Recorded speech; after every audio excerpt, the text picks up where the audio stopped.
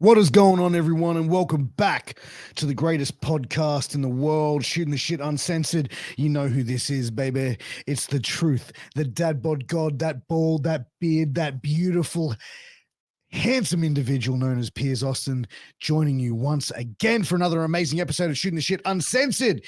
This time we have a returning guest who was on a couple weeks back, Mr. LeeMorrow. We're going to have a chat to Lee, see how he's going after the first podcast, and get into a little bit more about Mr. LeeMorrow. But before we do, I need to take a quick second, a quick pause for the cold, baby, to talk about our sponsor for tonight's episode, and that is sleefs.com. That's SLEEFS, sleefs.com. If you or someone you know is an athlete, you got to check out sleeps.com. They've got all your athletic gear and wear covered, so go and check them out. Use that promo code MWAPOD to get a 10% discount at your final purchase.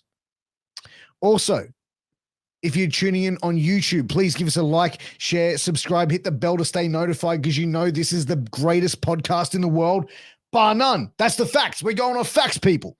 So get to clicking. If you're listening on a podcast platform, please give us a 5-star review. It helps with our analytics, and it helps us reach more amazing people and bring more amazing content to them. So help a brother out, get to clicking. But without further ado, let's get into my conversation with the Australian hero, LeeMorrow.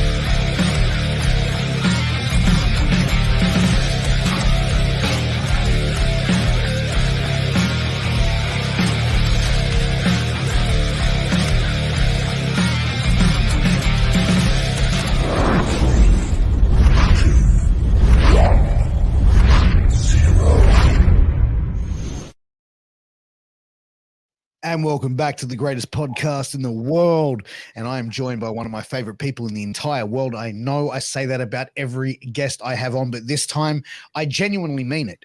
The Australian hero, baby, LeeMorrow. Welcome back to the show, man. Hello, sir. Thank you for having me. I will not comment on the incredibly delayed time that we've started, but I hope that it's been worth the wait for whoever's been staying up till I looked at my wrist to see if there was a watch. There was actually nothing there, but hopefully it'll be worth the wait for all the people. I am so sorry. I have never been late to a podcast before. Well, I've never been late because of me being late, and I apologize to all, to you, Lee, and also all my loyal, YouTube subscribers that tune in live for this podcast every Tuesday and Thursday. I apologize to you all. I appreciate you all. I love you all, and I love that you all been waiting for this. So thank you. And yes, I'm an asshole, and I owe Lee dinner or a coffee or something to make up insanely ridiculous time that we are going live on a Tuesday. I feel like it probably makes up for a lot of stuff, seeing as I think in real life I'm pretty much late everywhere. So I feel that's probably like karmic balance, if you will. Yeah, man. Like look, the thing is, dude, I don't know about you, but like I look at people who support what I do, and I don't like to use the term fan because I don't really think I'm that of a celebrity status, but like people who support what I do, who tune in for everything I do, that watch or listen to everything I do, I appreciate it. So when I'm running late like this, I genuinely feel, oh my God, like I have about 20 people just sitting there waiting, plus my guest. It doesn't look professional for me, and it doesn't look things, but I'm glad you were very understanding about it. So thank you for that. That's okay. I forgive you. Oh, you're a gentleman. Dude, like, all right, before we get into the podcast, right? So I got to see you on Saturday night at a show at Australian Wrestling Superstars. And correct. Man, you looked like you looked very happy. You looked very in the moment. You seemed to be enjoying like what you were doing, where you were at, what was happening. You know, and it was great to see that. Honestly, it really was. And even seeing how the fans in attendance were so, enamored with you. Like, I mean, I'm standing there having a conversation with you in an area where like there's not a lot of, crowd coming around, but like literally everyone was just like resonating to you. That's got to make you feel. Yeah. I think too, because we tried to have a conversation about the podcast multiple times. I don't think we even finished the conversation fully. By the end of the night, and then you escaped off into the night, and we had to all pack up all the stuff. But I think what I've noticed with me personally, I think I've found it quite hard to work out words that would describe the difference in how I feel in comparison to before the podcast and after the podcast. I found, and I don't know if it's the right verbiage, because I don't want people to think that I wasn't putting in effort, but I felt like from April till literally 2 weeks ago, whatever, I felt wrestling wise, I was there, but at the same time, aside from maybe one or two shows I'd done, like in that period of time, I kind of felt really checked out.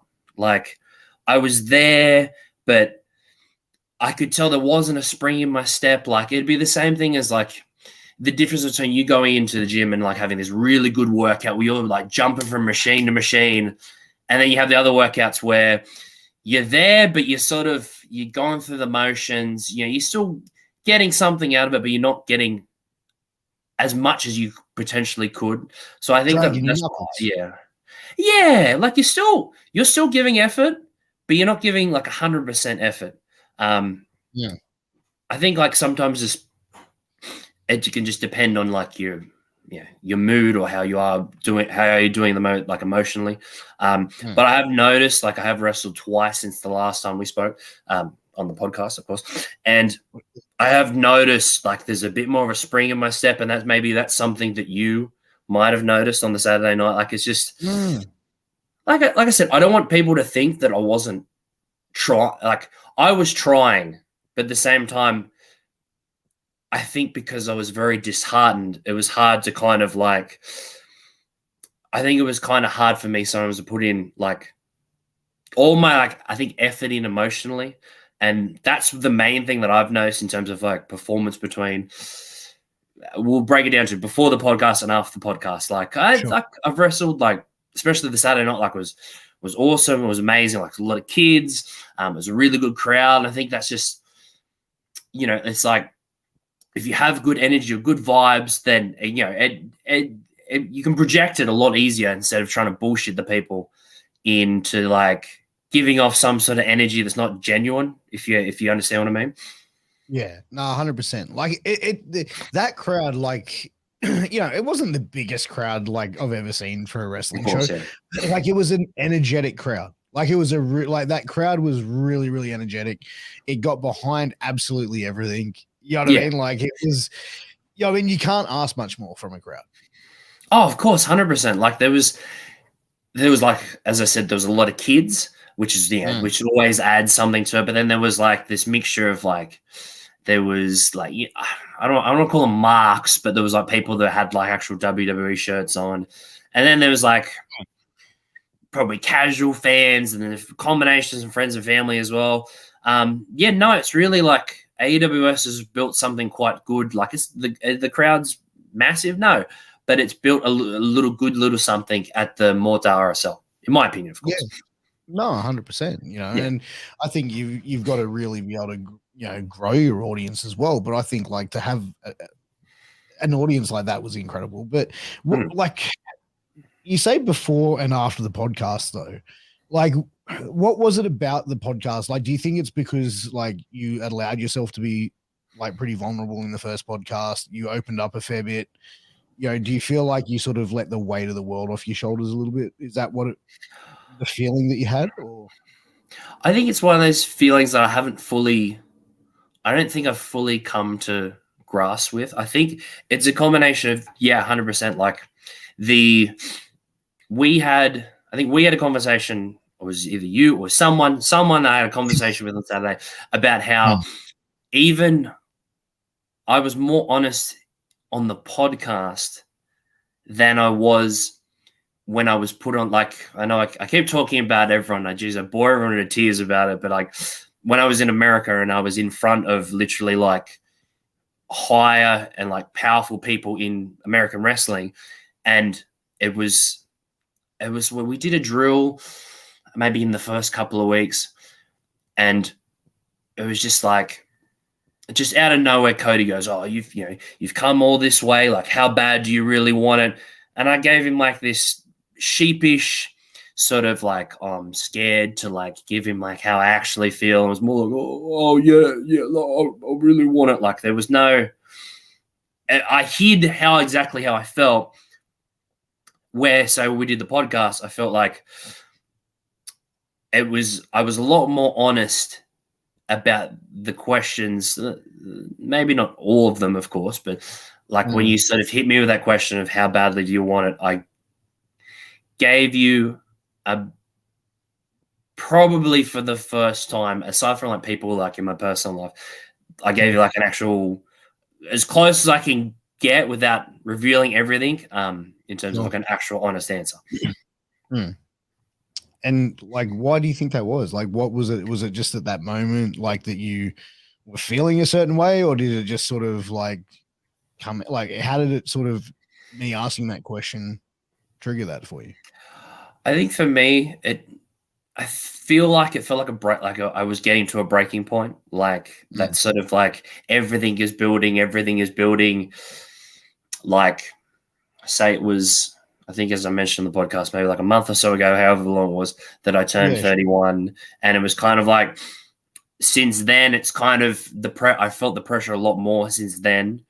And it was kind of like as I mentioned before, I felt like I was getting towards that breaking point where it's kind of, if you poke the bear enough, I don't know if I'm comparing myself to a bear, but if you poke the bear sort of enough, you'll sort of get it, like you'll get the actual like actual answer that you're looking for. And I think for me, like as I mentioned before as well, about how, I was in a room with Cody Rhodes, and it was like I couldn't even give him the actual answer in terms of that.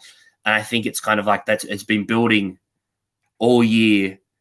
And I don't know if it was just pure coincidence. There was just you hit the right sort of point, and then of course we got to where we were. But the podcast definitely didn't go where I was expecting to go. But I think for me, therapeutically, I feel like it has helped me a lot. And I think too, the thing that I've realized, as probably I've known, but I haven't really sort of had my eyes opened up in the way that I have had since the podcast dropped, is that it's a very relatable story for a lot of people in wrestling, some people outside of wrestling. I've spoken to so many different people about the thing of the pressures of whatever they want to do. The pressures like the fear of failure, feeling like the pressure of age, because we all feel, I think sometimes you can feel, depending on the day, a certain sense of like, there's sometimes a existential crisis, or like a fear of your own mortality, because if you really want to think about it, we all are running against the clock in terms of life. But I think for some days that can feel a lot more heavier, or like the reality of that, and then some days you can kind of like, you can push it out of your mind enough to at least enjoy your day a little bit more than you would if you were sort of like had in the back of your head of, oh my god, like, oh fuck, like every minute that passes, every second that passes, I'm one step further away from my goal. And I think for me, I've had that feeling like it would hit me like midnight, or it hit me like really late at night, like everyone's going to sleep, everyone's like, it's pretty much the world shut off, and just me literally in my bedroom just thinking, oh fuck, I need, I need new boots. I need to, I should really email this person because I want to try to, I need another job because I need money, and I want some extra, I want new gear, and then I should message this promoter, and it's just, I think for everyone that have that sort of pressure of the feeling of like that existential crisis, or that we are running out of time, it's technically true, but if you sort of have that sort of mindset constantly, then you just end up being, I think my opinion is like, it's a good feeling to sometimes have because it kind of gets you going along, like it pushes you a little bit sort of, like, okay, I should pull my finger on my ass. But then there's some points where it just makes you literally fucking miserable. So it's like you need to find that sort of balance between I'm still pushing along, but I'm not like, holy fuck, like holy fuck, I've just 5 seconds have just passed and I've just lost that 5 seconds. And a healthy balance is good, but I think from a lot of people that I've spoken to, I think the podcast spoke to a lot of people because it was a relatable story in different sort of ways. Like I said, people from wrestling, like fans, like people from, people from my personal life. So I think it's good that I think some people had seen the podcast, and I think for some people that felt it helped them, I think, feel a little bit more like, oh, I can talk about this. I can talk about this sort of stuff. Like it's not something I should be ashamed of. But you know what? Like you look at it, and I've known people similar like this, where you were saying you look at the clock and you're like, that's 1 minute away from not achieving my goal, and like. And then there's other people who look at it as like, man, that was another day closer to getting to my goal. You know what I mean? Like that. It's the way that you look at it. It's kind of like the cup half full, the cup half empty kind of thing. Of course, you know what I mean? Like, and it's different perspective on it, bro. But like, it sounds like you get really anxious very out of nowhere very quickly. But but what do you do to like calm yourself down and just chill out? Because like it sounds like you have these like instances of like where you go through panic, but then but how do you like calm yourself when you start getting worked up like that?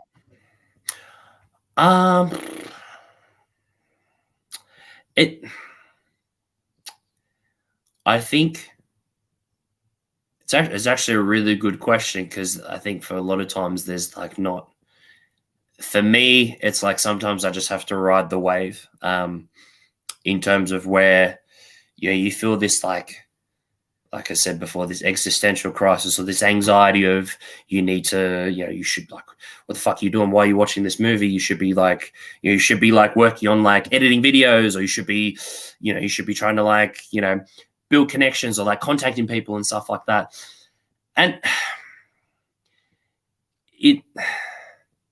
it's really something, I think, at least at the moment, I think I have found just talking to people, like in terms of personal life, I've found talking to people has sort of helped sort of relax it a little bit. More so like, especially too, because if you share what you're thinking with people, you can brainstorm, you can give suggestions, or, you can kind of, you don't have to feel like the weight of the world on your own shoulders, that you're feeling like this personal burden yourself. I think for me, just like at the moment, it's more so just, especially too, if it hits me at like midnight, for me, it's like I have to kind of ride the wave to a certain degree. I just have to try to like distract myself from like not thinking, like, sometimes like I have to turn off my brain from wrestling. Like I found that it can be sort of hit or miss, but like if I watch anything of wrestling before I go to bed, like the brain is constantly like, if I watched one of my own matches before I go to bed, oh my fucking God, I'd be fucking up till like, I'd be up to 4 or 5 a.m. just be like, like not actually, but like one of those things, like, because for me, I'm a very harsh critic of myself, that I can pick apart everything. And it's either, say if I watch like a match of mine again, I can kind of relax a little bit and go, oh, okay, that what I did there wasn't that bad. Or I see it once and go, oh, fuck, that wasn't bad. And I watch it again and I go, fuck, that was actually pretty bad.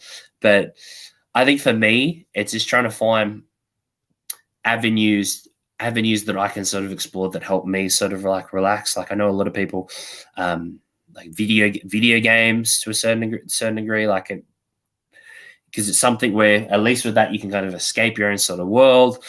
Sometimes it can just be like I used to go through periods of time where I used to watch like Conan O'Brien clips on YouTube, and that would be something like it'd make me laugh. It would be something like totally different, but literally nothing to do with my life. And it'd be like you watch a couple of those, you laugh a bit, and you're like, okay, I've relaxed, and then you can kind of like you can switch off your brain. Yeah. Well, I mean, it's important to be able to do that, man. But like to get that at like 12 o'clock, like I think everyone can go through that to some certain extent. Like they have those moments where like, you know, they have worry or stress and stuff like that. But I don't know, man. Like, you know, it's alarming, bro. Like as someone like I quite like you, bro. I think you're a very, you know, nice guy to be around. You're very friendly and fun to talk to, and you know, like bro, like don't take this the wrong way. I'm not trying to throw shade, but maybe this is something that you need to go and I don't know if you have, but maybe this is something you need to go and try and address and talk to someone about. If we're pulling back the curtain, sort of just a little bit. I think we pulled back the curtain plenty of the last podcast. I've spoken to a therapist on and off for it'd be going towards 20 years on and off. I mean, I think there's a lot of people that don't chase it up because it's expensive.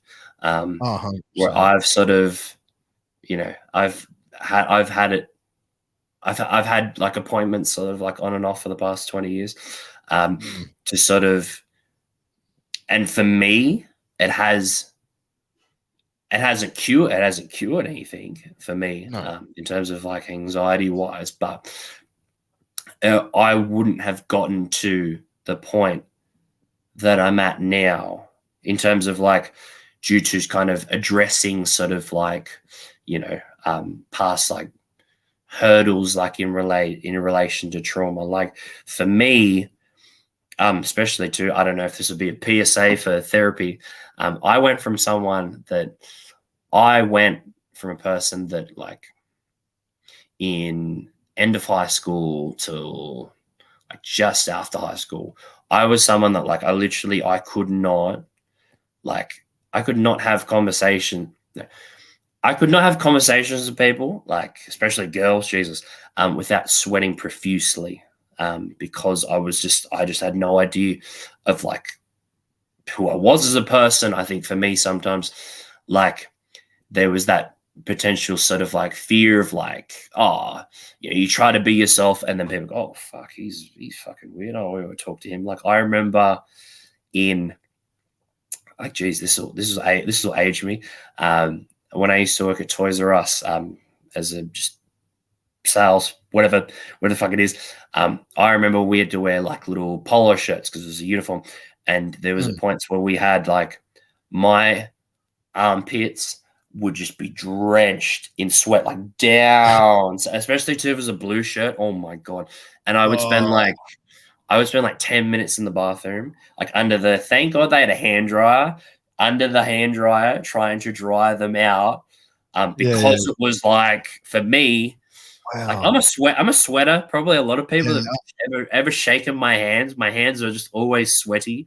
But like for me, especially like around high school, like I was someone that like sweated profusely just because like just related to anxiety. And I remember I used to constantly start conversations, or if I had to ask someone for something, I would always start every conversation with sorry.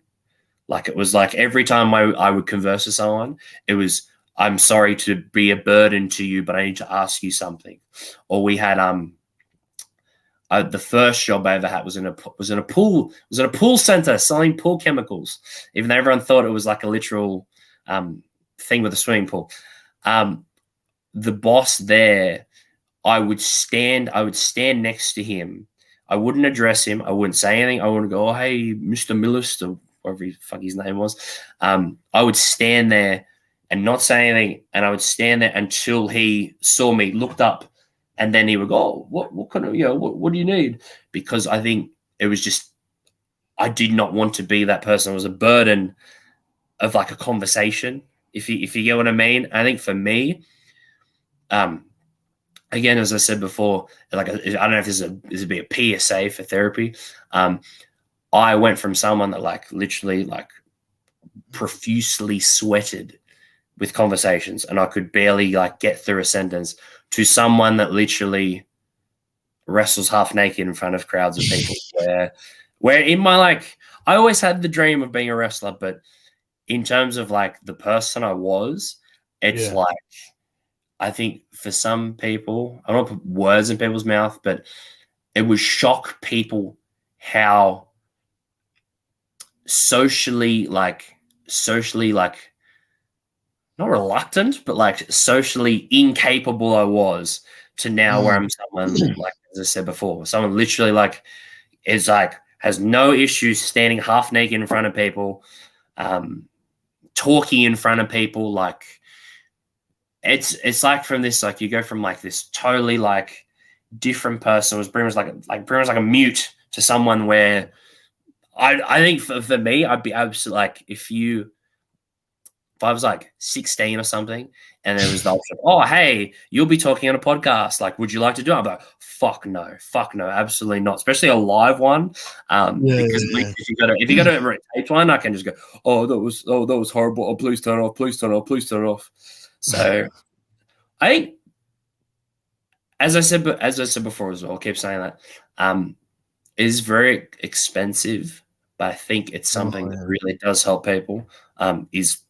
Is therapy. And I think for years it's always been something that I think people have been ashamed to talk about, because if you're someone that sees you're seeing a therapist, you are considered like, oh, it's weak, oh, you're soft, oh, you're only weak people see therapists. And for me, I wouldn't have progressed to where I am in life without seeing a therapist of some degree throughout my life. I would have, like, think a big goal for me was trying to go overseas. And I think that was a big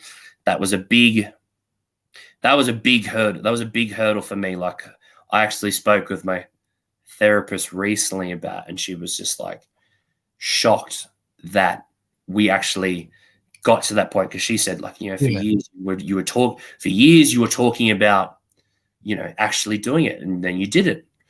And that was like a big sort of hurdle, I think, just stepping out of your comfort zone. And I think that's the thing that a lot of people, that's the big hurdle for them, in terms of people that have always wanted to do something like that, like go to America, go overseas 3 months. And then a lot of people go, it's a lot of, you have to put yourself out there, and you're sort of like, foreign land, and there's so much stuff you have to sort out.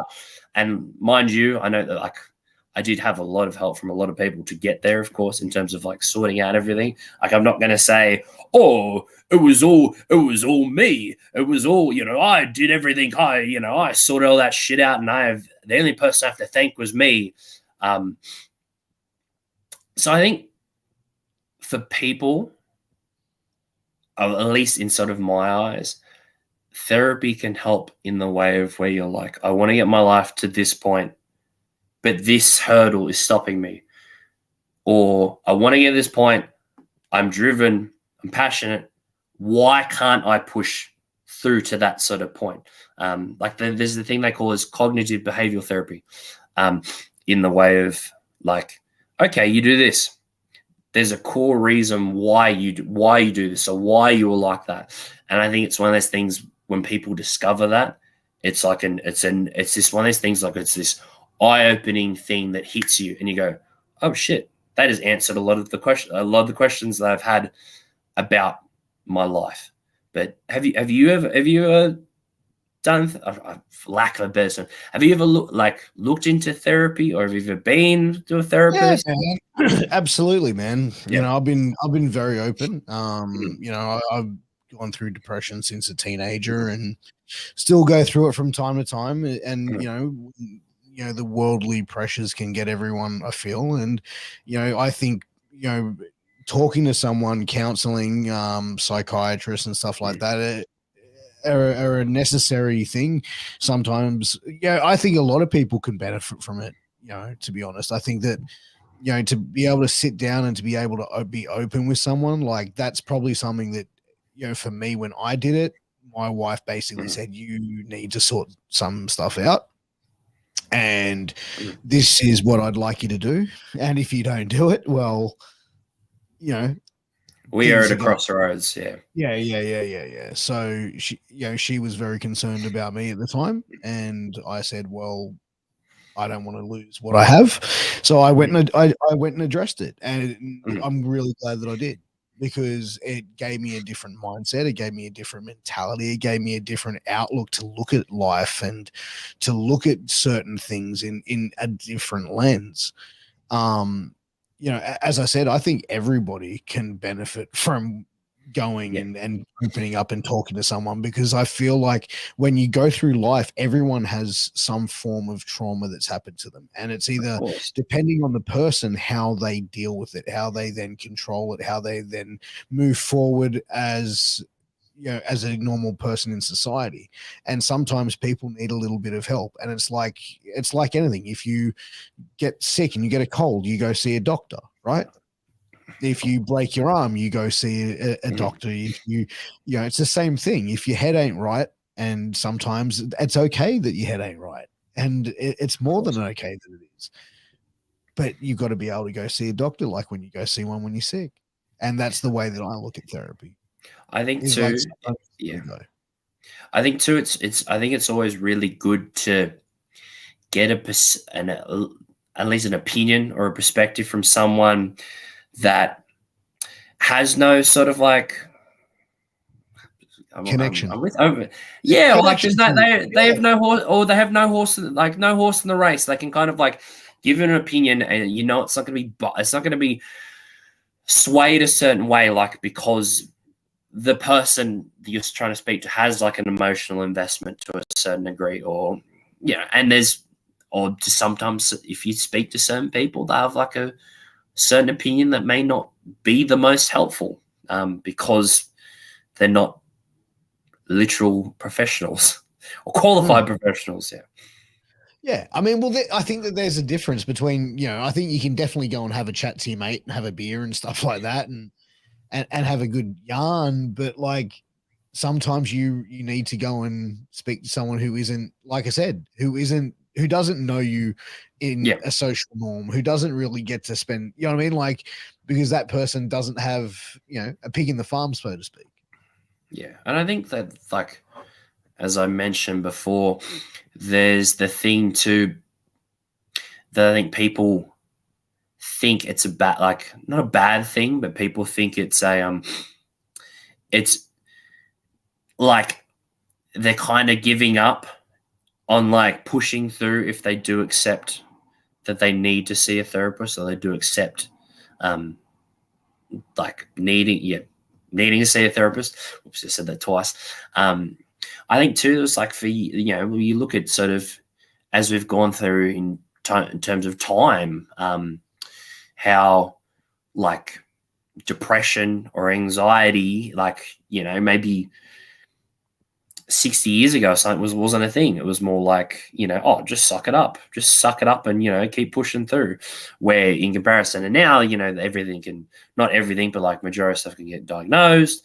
Mm. There's a lot more sort of help. Like there's sort of like, okay, no, it isn't just pushing through and sucking it up. There is an issue that needs to be addressed. And this is how we can help alleviate as much as you can, because it's never a cure for anything, especially in terms of anxiety, where it's always going to be there, especially as you were saying before.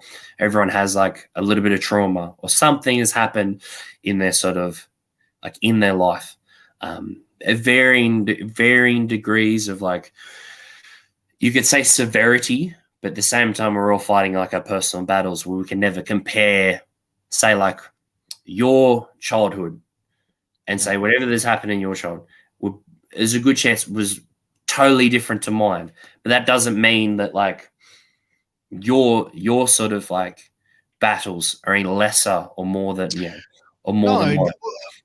and that comes down to an individual's resilience as well, though. Like, I feel like that comes down to a point where it's like how someone can, I mean, like, some people are different how they handle things and how they bounce back from things. As simple as that. Like, it's some people are more resilient than others, and that's not a bad thing. It's not a good thing. It's just it is what it is. You know what I mean? Like, it's not a comparison on that aspect of it, but But you know how like how you say how if you went and spoke to someone about, okay, I'm struggling with this, and then some people, their thing would be like, oh, well, there's kids in Africa starving right now, and you're whinging about this, or life could be worse, or like, for example, for me, like, I don't have a father, but then someone could say, oh, at least you got one parent. Like, you can have a look at that sort of like you can look at life that way if it does help you. But I think sometimes it's like, I think sometimes you're allowed to sort of feel a bit sorry for yourself, if you get what I mean. Like, I think so. So, but like, I think as well, like, it's healthy to feel sad. It's part of a human emotion. It's but I feel like if your majority of your time is considering like you're down in the dumps and you're sad, then that's not healthy, man. Like, it really isn't. Like, it's not a healthy way to live, and it's not a healthy way, for anyone to want to be. But like, I think that everyone has their right to sort of feel that emotion, for sure. I think 100%. Like, you want to try as best you can to not be a victim of your circumstances, or like, as they say, like, you're a product of your environment, but you need to sort of try to progress yourself as much as you can to make sure you don't become a victim of your own trauma or sadness. But it happens for a lot of people, unfortunately. Like, you look at drug addiction, like alcohol addiction, or like like people sometimes have to resort to certain stuff to try to escape their to try to escape their sort of sadness. But like, some people address it in totally different sort of ways. Either they try to like address it in the way of like, okay, how can I make this situation better, or as you said, or how can I just, let's say, grovel in my own misery. But that's the thing with depression, though, Lee, is depression has that thing in the head that puts in your brain where it's like, like, you could have the best partner in the world, you can have the best friends in the world, you can have the best family and support network in the world, but what it comes down to is that thing in depression is like, please, they don't want to hear from you. And that's the same shit that you turn around when you were talking about, like, apologizing to people for, like, I'm sorry to bother you. You know what I mean? It's that same sort of thing. Like, that's depression keeping you there and just going, and you don't want to talk to that person. They don't want to hear your problem. In reality, they would love to sit there and have a chat with you and hear what's going on. But that is one of the things about depression is it wants you to stay in that mindset and wants you to stay in that thought. You know what I mean? Of course. Oh yeah, 100%. When it comes to it, and then it's just like I said, you can go either one way or the other. You can either go one way or the other, where you let that sort of defeat you, or you try to see, oh, okay, this is really, I have things that I want to do with my life. Like, for me, it was the wrestling stuff, but I think my main sort of issue was I could not. I had a tendency where I would constantly push people away, friends, relationships. Like, as I think I mentioned on the podcast 2 weeks ago, I've literally got into my first relationship 2.5 years ago, because that was something that I had to. I mean, of course, I met this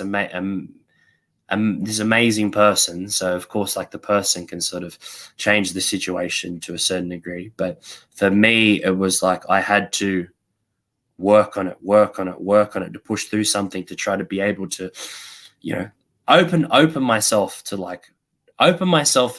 to rejection or failure, and especially too, like, I was having conversation with someone a couple of days ago, and it was something I learnt from a YouTube video of course, how the fear of rejection and failure is like, it's literally like a primal thing. Like, if you go back to your ancestors and everything, if you're like in a pack, or if you're with like a group of people and if you rejected, you literally, like, your survival rate goes down drastically, because they reject you, you're on your own, and it's just like, oh, okay, I may not live, because I need the acceptance of people to survive. Where I remember hearing that, and I was just like, fuck. Like, I didn't see that it was like something that can be that sort of like, it can go that far back, in terms of, that sort of like deeper sort of instinct, I think, is for us as people.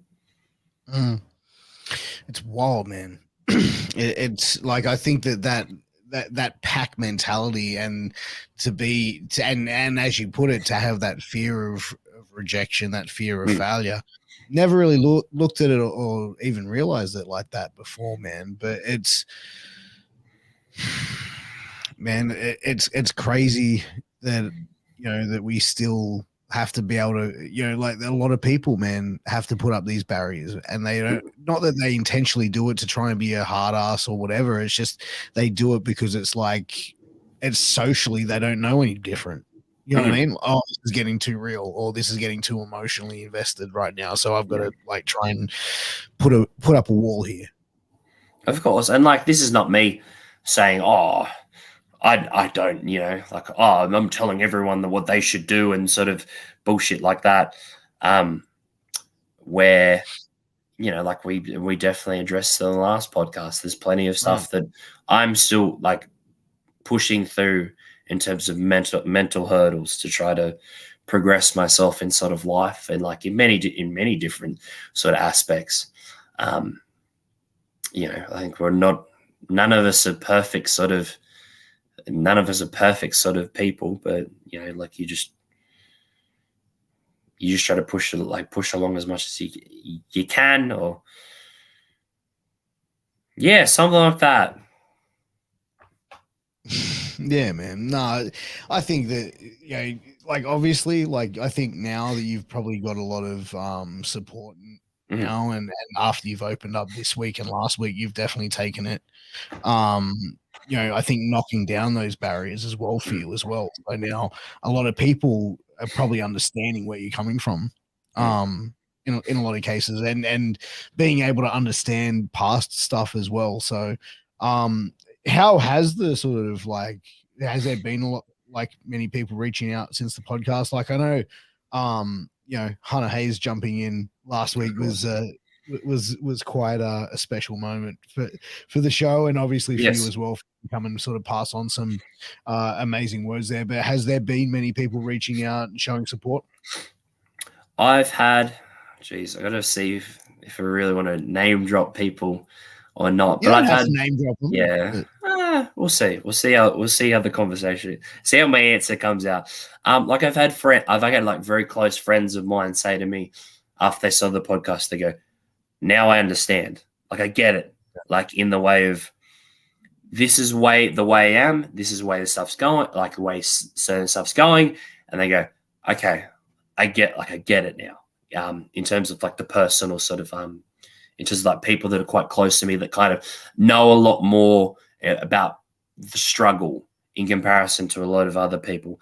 I've had conversations with, like I've had, conversations with people, like people at shows. I've had like a lot of like private messages with people, like just saying, like, and we've gone back and I've gone back and forth with people in the way of like they've sort of told me about their sort of struggles, and we've kind of like you try to support everyone, you try to support each other as best you can, because it's we all like there's like certain people that will try to sort of have that sort of idea of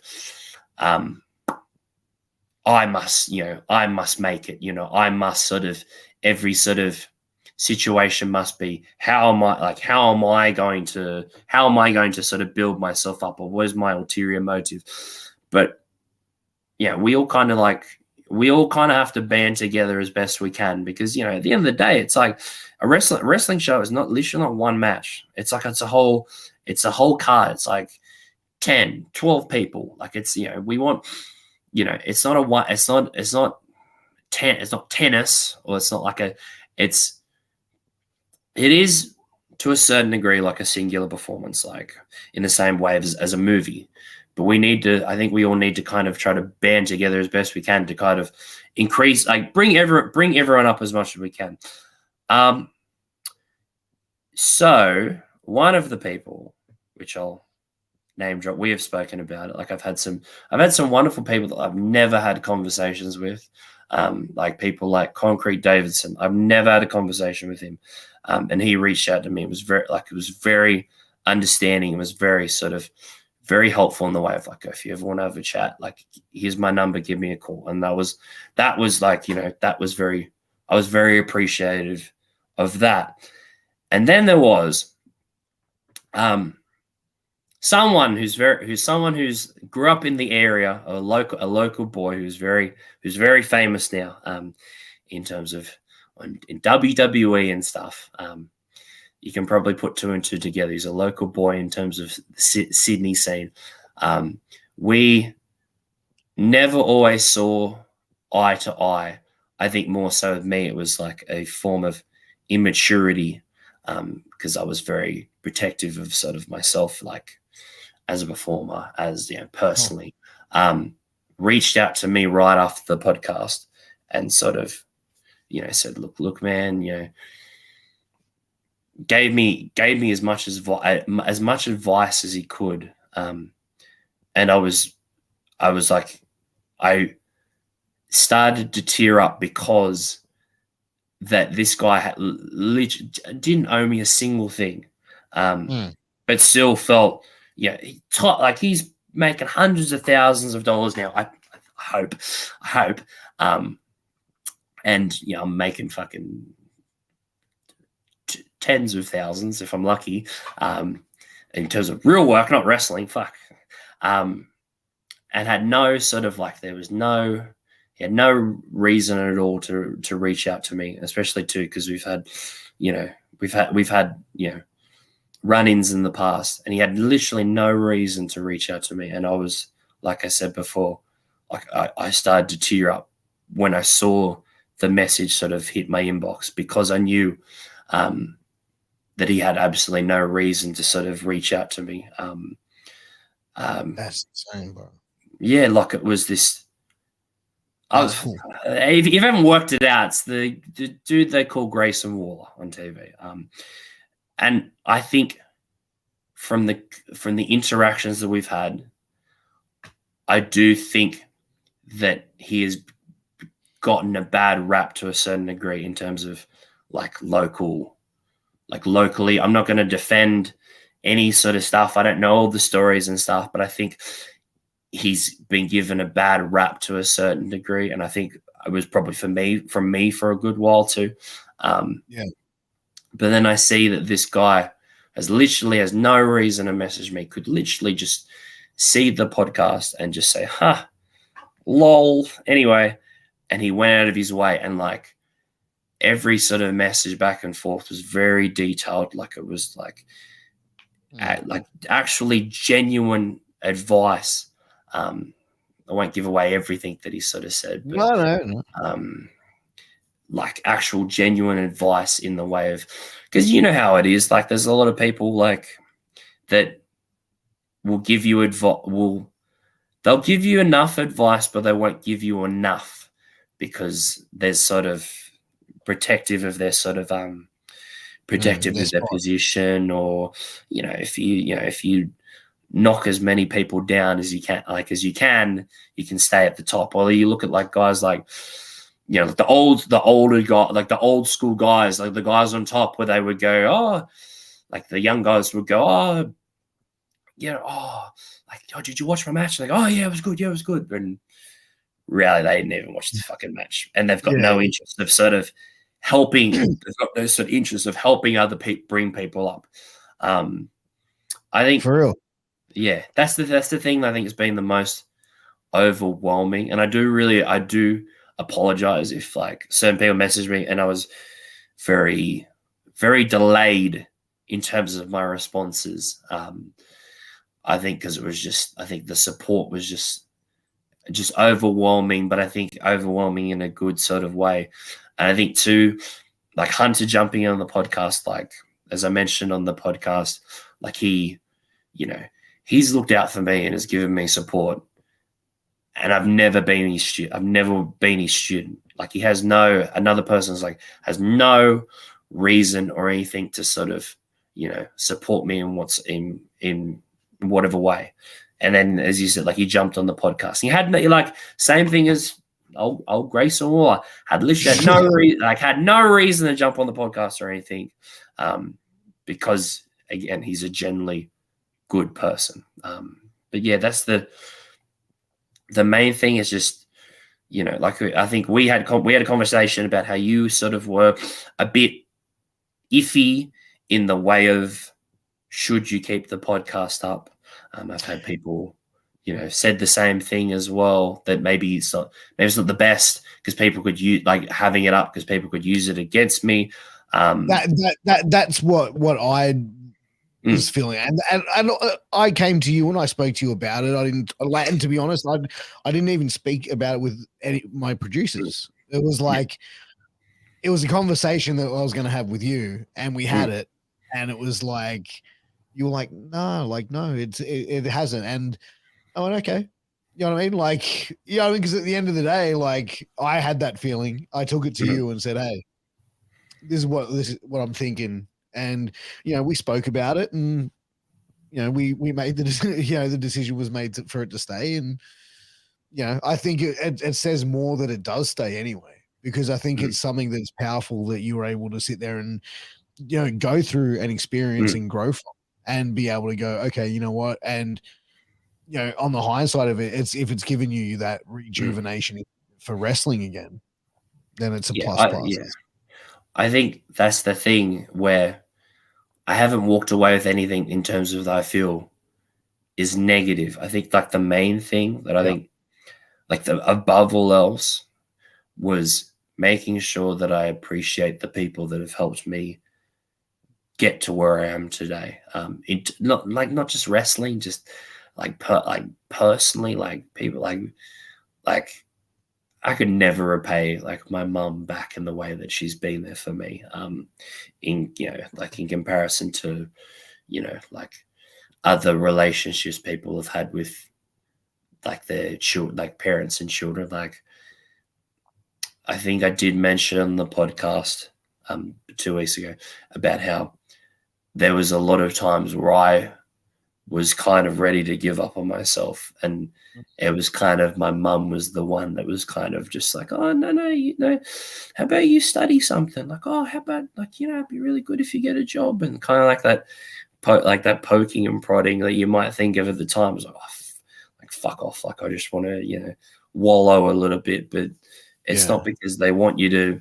It's not because of that pressure of, oh, you should do something. It's like, I want you to become the best version of yourself.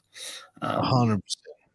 Yeah. 100%. And as a parent, as parents, that's what you're there to do for your kids, is to make sure that, like the best version of them is produced. You know what I mean? Like the best version of them is operating on all cylinders that they can to have the most success in life. And I think that is, like, as a parent myself, like, that's what you want for, like, for all my kids, for all three of my kids, all my kids. I sound like I'm fucking running a tribe here. Many kids with many different wives. Yeah. Yeah. I keep all wives happy upstairs. So, but one of the things I wanted to ask you about, and this is probably going back a while, just to sort of change it up a bit, but like the one thing that I remember seeing a while back was someone trying to block you or trying to get you cancelled for a social media post that was it was a while back, and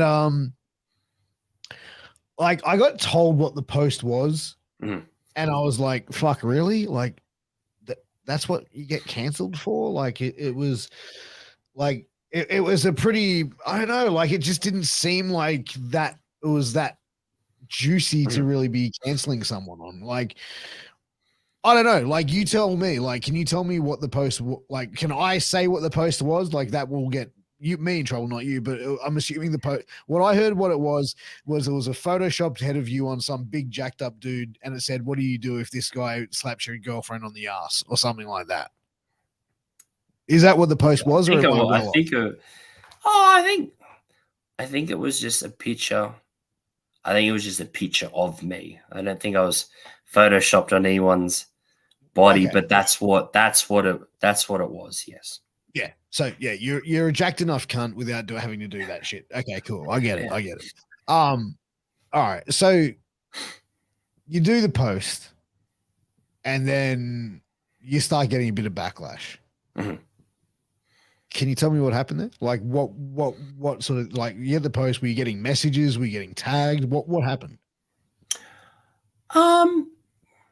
So at the time, it was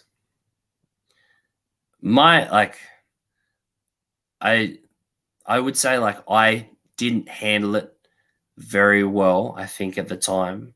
So that kind of made it worse, in my opinion, in terms of hindsight. The thing that I posted, like, it wasn't the worst thing in the world, but I think it was my reaction to it at the time probably didn't help. So the thing that happened was, the post went up. It was up for a couple of days. No issues. And then it was a couple of people saw it that took offense to it, but would just, like, saw it a certain way. And that's not, like, if that's the way you sort of see it, that's okay. Like, that's okay on your end. I took down the post. I apologized for it. It was, of course, before that, the post was sent to a particular wrestler, and then they made a public post about it. Actually, let's go back a little bit more. So, say, like, I don't know, we'll say, for example, the post that I made went up on a Friday, and then it was up for a couple of days. It was just a joke between, like, it was just a joke, sort of, like, it was a joke post, had, a lot of positive response, not positive, but like, haha, this is a joke. This is lighthearted. It was a rip-off of, like, a popular internet meme. It wasn't something that I'm not that creative. Everything I steal is everything I have is I steal off other shit. So trust me.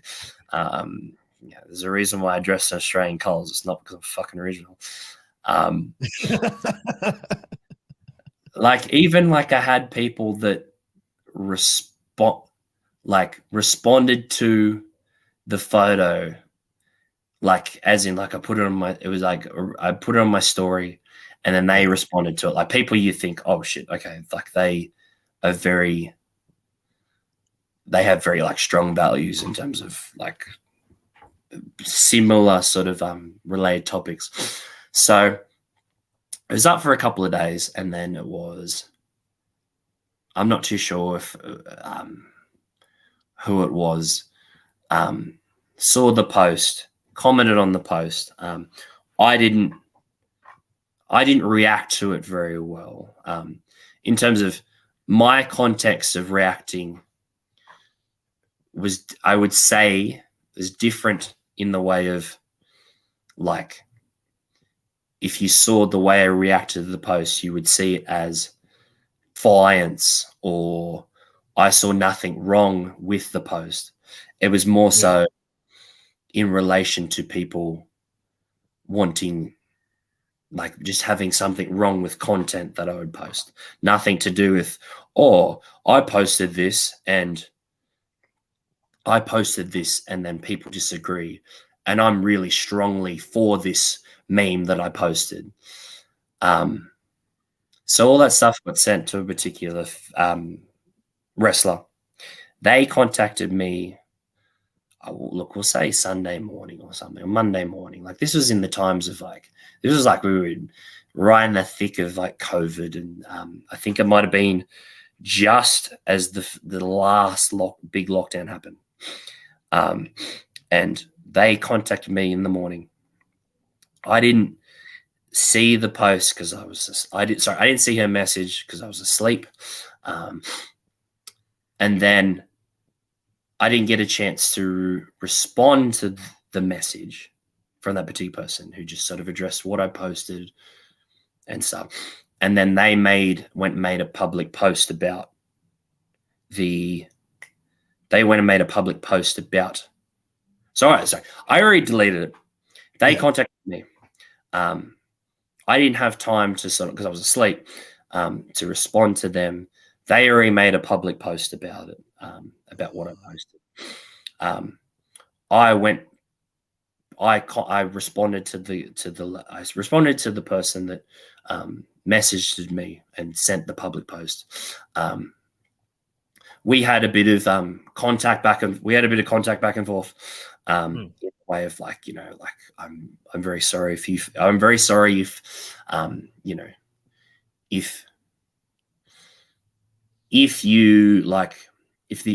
this really offensive, I do apologize. It wasn't the intention. It's just, you know, it's something lighthearted. It's not meant to be like a stab at. It's not meant to be like a stab at, like, at a, like, oh, domestic I hate. Yeah, it's not like, no, like, not like not at all. It's like domestic assault is, like, you know, it's like one of the most, like, disgusting, like, just low things that someone that can do. Like, it's like, you know, like, forcing yourself upon someone is, like, just so disgusting, like, just such a disgusting sort of thing. Sure. So we went back and forth, but before, like, as I said before, before I got to respond to her message, she already made a public post. I had already deleted it. She made a public post. We went back and forth in terms of, like, you know, I apologize. She said, yeah, like, I can't even remember what she wrote. And we went back and forth. We were sort of like, okay, like, I apologized. She understood. And so it was kind of like we had this private conversation about what happened. And I thought, okay, we're all good. Like, and then, of course, she kept the post up, even though we had a private conversation, sort of saying, hey, this is me. I apologize. It was literally like the same week.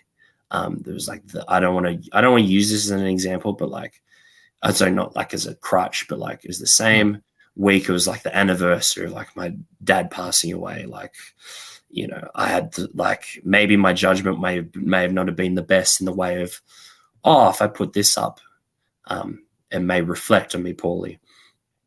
And, like, I even mentioned that to her, and, like, we had this conversation. We were all square.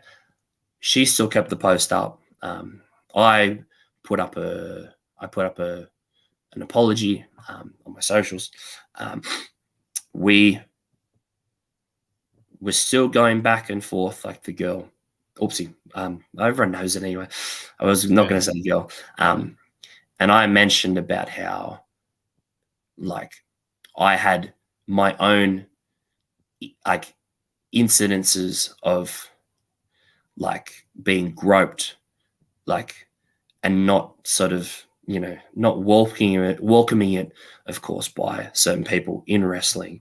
And I mentioned that to her and said, oh, hey, like, you know, like I've been groped. I've had like comments towards me from certain people that I haven't invited. But I brush it off because it's just, for me, that's just how I just handle it. Like I'm not, Sure. I can laugh.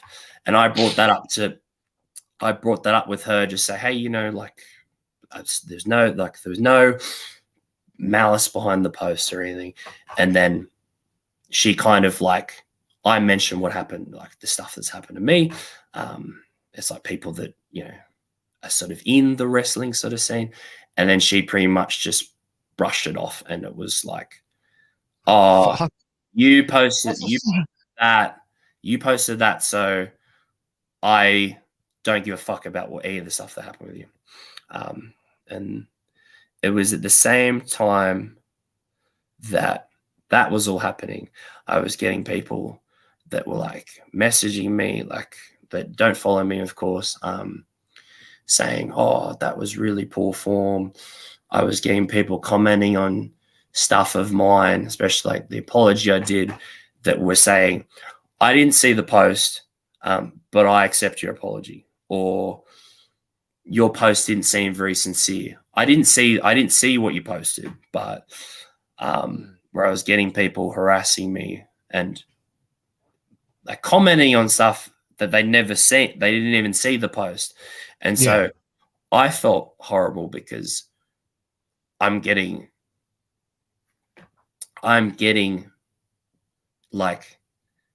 this image of me as in like something that's like I posted something like unbelievably horrible that I should be, you know, Exiled. I should be done. Like I should be, you know, I should be fired from my job. Like I should be, you know, blacklisted from wrestling. So I found that I struggled with it because I felt that so many people judged me and they had no context where I feel like they could judge me in the right sort of way. Some people. Then there was other people, like if they saw it a certain way, like I had conversations with people and they said, you know, explain the situation to me. I understand. But I had that going at the same time, but then I had a lot of people that were messaging me saying, oh, hey, bro, we still support you. Like That's cool. like they said, bro, when like, you know, you're still part of our family. That, you know, we'll never kick you from shows. And it was only like one place that sort of kind of didn't welcome me sort of back. And then I had people unfollowing me, which is fine. Everyone unfollows everyone on socials. But then I was getting people like that were giving me bad reviews on like my Facebook page because of it. And I don't even know if some of those people even saw the post, but it was That's crazy. they were jumping on that, and I think that was the thing that I think I struggled with was people were judging me for something they never even saw. Like that was the thing that I found so crazy, that people were saying, I never saw the post, but you know, I accept your apology. And I did not sort of like, there was maybe like one person that I kind of responded to that, you know, that messaged me privately and sort of said, oh, that's poor form. And I kind of snapped back and just said, oh, okay, did you see the post, the original post? Did you see my apology? And I explained all the stuff, and then I said, oh, you didn't? Okay. And then I ended up blocking them, which was probably, I should have left it at the time. Yeah.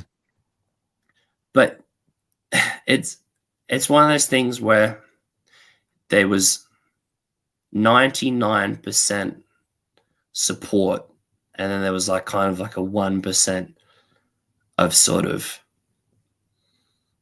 people that were kind of, like there was people like on the post that the person did, I had a look and then saw the people liking it, and I was like, okay, no worries, like I guess we won't be sort of, we won't be friends anymore, or like there was crazy.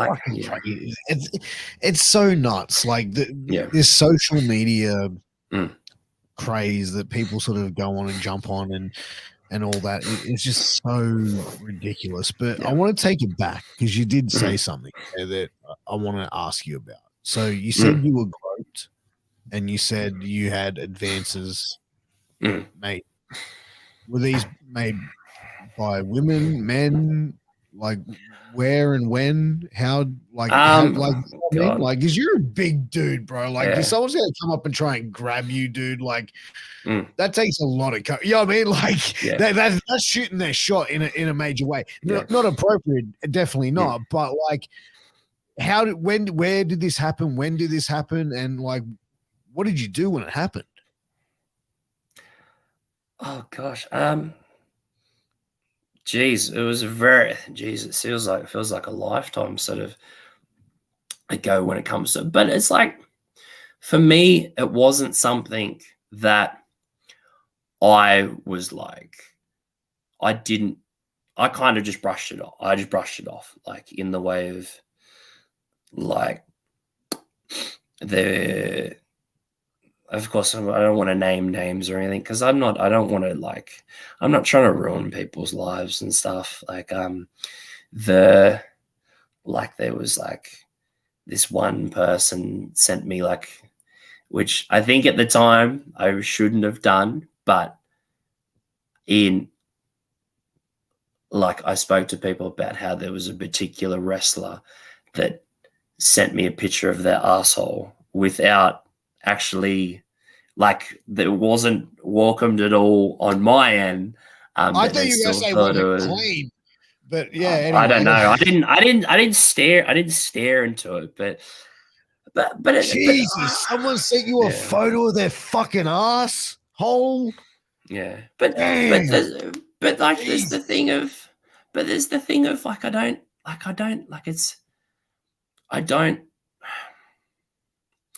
don't get like really. I don't take that sort of stuff to heart. Like it's just I'm not saying like you have to take it to heart or take offense to it. I'm just saying it's a fucking pretty wild thing for someone to just go. I don't know. Maybe I'm just fucking old time. Maybe I'm an old timer. Maybe I'm just old. But man, like to just go, hey, there you go. Check out that. Check out the starfish. You know what I mean? Like that's kind of fucking weird, bro. Like that's odd. I think like it's there was other stuff like I had people that wasn't really that keen. Not that keen. I found that I was uncomfortable in a certain way of like how friendly sort of like people, like a particular person was with me. Like friendly as in like touchy, like sitting on my lap, sort of like friendly. And like I brushed it off because like I said, like, man, like I know you're a little bit old, like you're a little bit older than me, but like I've come from the 90s where that sort of like if anything happens, like you just brush it off or you just go, okay, that was a bit weird, and then you move on. Like where stuff is sort of like stuff that's happened to me where I could go, oh, I should fuck is Dave, who the they could at least, Jesus Christ, Dave Fattenborough. Now I can't unsee that. I think we're done. I think we're gonna have to. But no, it's like look, and it was like it was people that. So it was like people that would kind of like sit on my, like would sit on my lap and then they kind of realized that that I wasn't that keen or as comfortable to be that good of a friend with them. And then they tried to go out of their way to try to get me unbooked on shows. And like I said, it's just one of those things where it's it's a funny little story, but it's just one of those things. I don't have this personal vendetta against the particular people. It happened.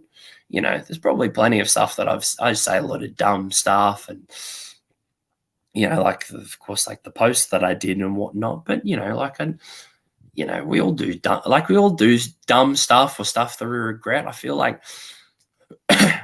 I don't feel like we should all be crucified for it. I mean, I don't want to I'm not trying to be political or anything, but look at wrestling on television. There's over the last few years they've had a convicted rapist on featured on television, and it was not that long ago they had someone who's been accused and had to pay out multiple women of sexual assault. They've had people on TV that more recently where I don't know, man. It's just one of those things where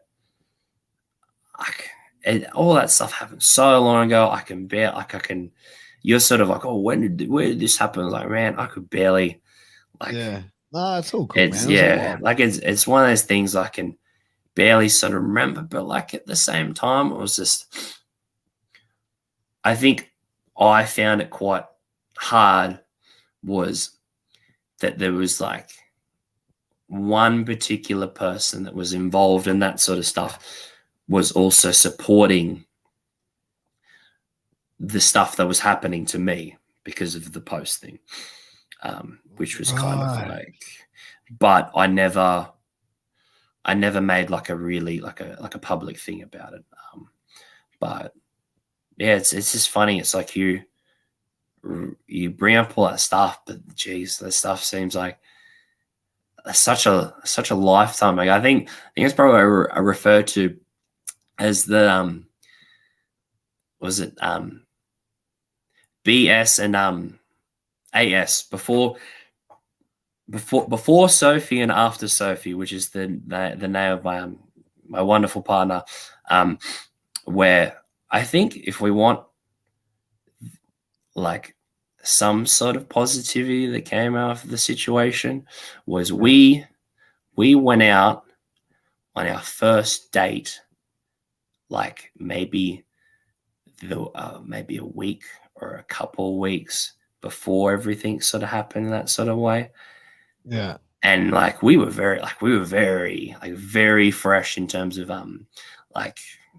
I didn't even know where the relationship was going to go, but she was just man, she jumped on and supported me I think more than anyone. And I was just fuck, I didn't know where the relationship would go from that. And I think that was for me then the positive thing that I mean, I know there was support, but for me, the positive thing that came out of that was this wonderful relationship that I have with my partner now.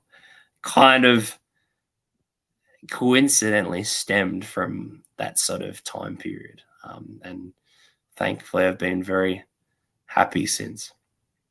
That's awesome, man. And plus able to turn something negative into something positive around at about the same time as well, man. That's another plus, man. But we are approaching the hour and 20-minute mark, man, I do want to be respectful of your time because we are going a little bit later than our advertised scheduled programming. So I appreciate all of the live crew as well tuning into this one. But Lee, man, it's always a pleasure to talk to you, bro. And I really feel this has been a much more happier conversation. And I'm glad to see that a lot of stuff was able to come out of the first one and put it on a more positive light and keep your head, I don't know, keep your head in the right direction, so to speak. Yeah.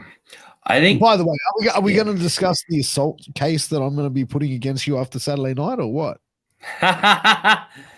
Jesus Christ, mate. That was a fun nearly night. broke my fucking back with that one. Jeez. Because we'll pull back the curtain even more because fuck it. So we're at the show, and there's a girl that always comes to the show that coincidentally must live in the area of where I work, and she always come to like run up to me, and I'm just like, oh, hey, I don't know your name, but it's like, oh, it's really weird that you see me in the shows and you see me doing a shitty retail job. And she said to me, it's like, if you do the thing, I was like, please pick me up, please pick. And I went, okay, if you're there, I'll do it. Like, you're the one. So then, of course, she's on the other freaking side of the freaking room. So I grab her, run across the room, whooshka. And then I look over, and all I hear is, do me. And I'm like, that was actually Trigger. Sure. He was actually doing it. But you were too. Thank you very much. Yeah, you were. I had to pick one or the other. I mean, it was the hierarchy. Sorry, you're just a bit higher on the hierarchy than Trigger. So I had to pick. So of course, I had to pick you up. Like, I got to get myself over. Trigger's just Trigger. So you got to make something. You had to lift a heavyweight. Yeah. Because I lifted you, and he's like, bro, it's my birthday. I'm like, nah, we're done. I went, nah. This match has probably gone way too long already, even though it was like the first 2 minutes. And so I just went. It was a fun little thing. I think it was me picking you up and blowing my back was me taking the heat in that match. Hey man, that's it, bro. But look, man, it's been a pleasure having a chat to you again, bro. But where can everyone find you on the socials and get behind the LeeMorrow train? Jeez. So if you go on my Instagram, it's the Australian Hero. On Facebook, it's the Australian Hero, the LeeMorrow. There's no Twitter, no TikTok, no OnlyFans, at least not now. Sometimes you need a bit of money, but need to get on the TikTok. You need to get on the TikTok. Yeah. I've had people that suggest to me that it's a waste of time. But I think I do enough dumb stuff in matches that I probably could get away with it. But I think you should definitely. Yeah. TikTok is great. But me and Birdman. Oh, Birdman podcast. But I tell you what, man, it's always a pleasure talking to you, bro. And man, looking forward to do it again soon. But guys, make sure you go and check out our sponsor, Sleeps.com. Use that promo code MWAPOD to get a 10% discount and keep some of that money in your back pocket. But until next time, this is the truth, the dad bod god, the bald, the beard, and the beautiful Piers Austin. Until next time, we'll see you again very soon. Take care. All the best. Peace.